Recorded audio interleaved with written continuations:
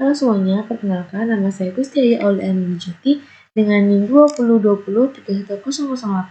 Hari ini kita akan bahas tentang pengantar sistem multiprosesor. Apa itu multiprosesor? Multiprosesor merupakan sistem komputer dengan 2 atau lebih CPU yang identik dengan membagi akses secara penuh kepada common RAM atau share memory multiprosesor. Multiprosesor berdasarkan simetrisnya dibagi menjadi 4 jenis, yaitu asimetri multiprosesoring, simetri multiprosesoring, non-uniform memory access multiprosesoring, dan clustering. Pertama, kita akan bahas tentang asimetri multiprosesoring.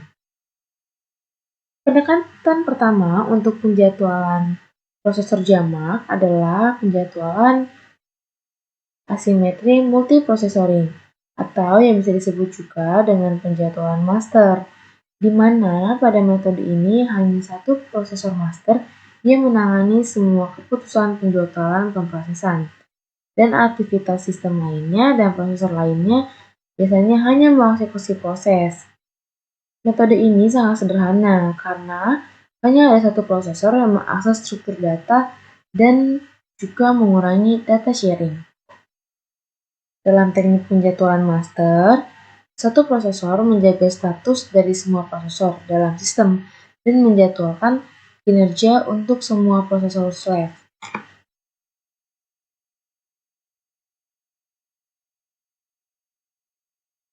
Yang kedua ada simetri multiprosesoring. Setiap prosesor menjalankan salinan identik dari sistem operasi dan banyak job yang dapat berjalan pada suatu waktu tanpa mengurangi kinerjanya. Nah, ini merupakan skema simetri multiprosesoring.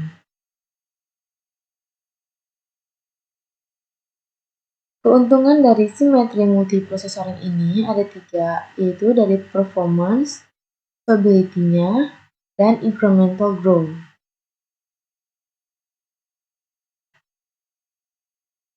Ini adalah gambaran skema multiprogramming dengan simetri multiprosesoring.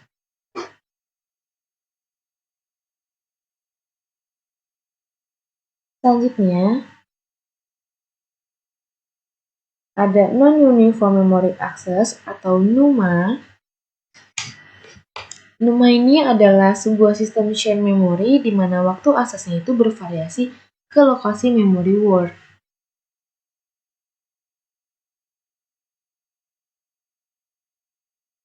Ini merupakan gambaran skemanya dari shared local memory. Nah, sedangkan berdasarkan instruksi dan datanya, multiprosesor ini juga dibagi menjadi 4. Yang pertama ada SISD atau Single Instruction on Single Data Stream. Kedua ada SIMD, Single Instruction on Multiple Data Stream. Lalu ada MISD, Multiple Instruction on Single Data Stream. Yang terakhir ada MIMD, Multiple Instruction on Multiple Data Stream. Pertama kita akan bahas SISD-nya. SISD ini adalah satu prosesor, satu instruksi stream, dan data yang disimpan pada satu memori. Biasanya disebut juga sebagai uniprosesor. Ini merupakan skema dari SISD komputer, di mana dari unit control ke prosesor unit, lalu ke memori modul, dari memori modul kembali lagi ke control unit. Lalu ada SIMD. SIMD ini merupakan instruksi mesin tunggal yang eksekusinya dikendalikan secara simultan dan juga terdapat beberapa elemen proses, dan di setiap instruksi itu memang dieksekusi dalam set data yang berbeda oleh proses data juga yang berbeda. Ini merupakan gambaran skema dari SIMD. Lalu ada MISD atau Multiple Instruction on Single Data Stream. MISD ini banyak aliran instruksinya, dan satu aliran data belum dapat diimplementasikan dengan baik. Ini adalah skemanya dari MISD. Lalu ada MIMD atau Multiple Instruction on Multiple Data Stream. Biasanya terdiri dari sejumlah set prosesor, terdiri dari sejumlah set data yang berbeda, dan secara simultan mengeksekusi urutan instruksi yang berbeda. Ini merupakan skema dari MIMD. Lalu ada jenis prosesor berdasarkan kedekatan antara prosesor. Dibagi menjadi dua jenis, yaitu loosely coupled dan tightly coupled. Loosely coupled ini proses yang dijalankan pada komputer yang berbeda, modul saling berkomunikasi dengan bertukar pesan melalui message transfer system. Jadi, proses yang dijalankan pada komputer ini memang berbeda modul, tapi tetap saling berkomunikasi dengan bertukar pesan melalui message transfer system atau MTS. Lalu, setiap site memiliki prosesor, memori lokal, dan clock sendiri, namun semua ROSQ dapat diakses pada setiap site. Jadi, setiap site-nya ini memiliki prosesor dan juga memori lokal, serta clock sendiri-sendiri. Namun, semua ROSQ itu dapat diakses dari setiap site juga. Ini merupakan skemanya dari loosely coupled. Selanjutnya ada tightly coupled, di mana prosesor berkomunikasi antara satu dengan yang lain dengan cara berbagi memori utama. Sehingga memang kecepatan komunikasi dari satu prosesor ke memori yang lain itu biasanya terjadi pada bandwidth memori.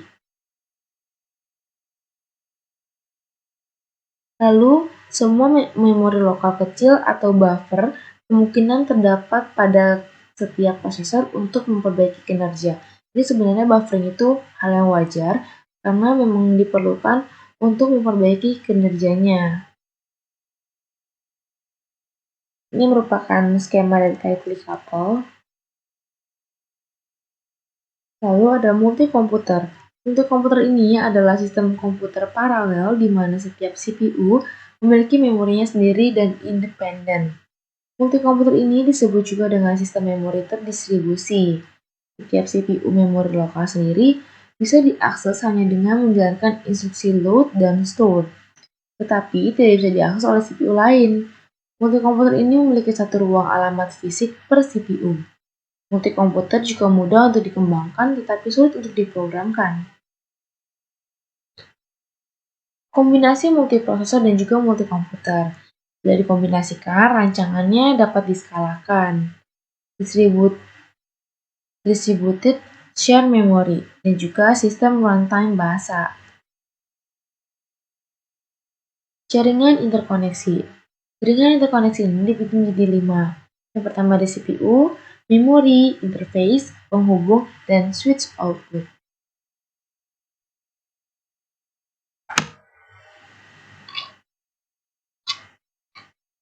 Fungsi dari kinerja komputer paralel adalah untuk mengembangkan komputer paralel agar bisa beroperasi lebih cepat dari prosesor tunggal.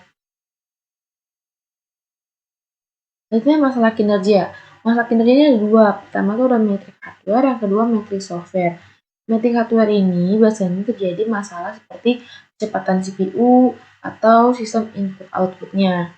Sedangkan pada metrik software itu masalahnya seperti mengetahui seberapa cepat sebuah program beroperasi pada sebuah komputer paralel dibanding sebuah prosesor tunggal. Biasanya cuma hanya dibandingkan untuk mengetahui seberapa cepat sebuah program itu beroperasi. Itu. Nah, cukup sekian dari saya. Kurang lebihnya mohon maaf dan terima kasih.